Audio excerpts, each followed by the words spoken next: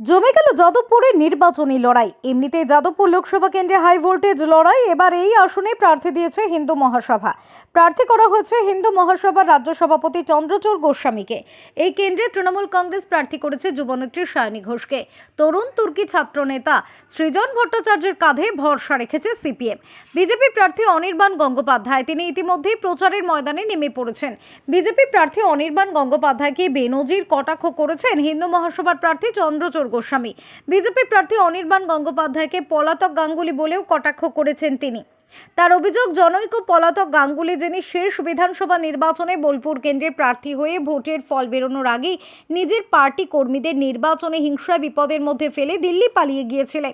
এহেন পরিযায়ী পাখিরা বসন্তের কোকিল সেজে আসে, তারপর ভোটে হেরে আবারও দিল্লিতে নিজেদের আখের গোছাতে ফিরে যায়। পাশাপাশি তৃণমূল প্রার্থী সায়নী ঘোষ ও সিপিএম প্রার্থী সৃজন ভট্টাচার্যকেও ছেড়ে কথা বলেননি হিন্দু মহাসভার প্রার্থী চন্দ্রচূড় গোস্বামী। কলকাতা থেকে সঞ্জয় রায়চৌধুরী রিপোর্ট, ওঙ্কার বাংলা।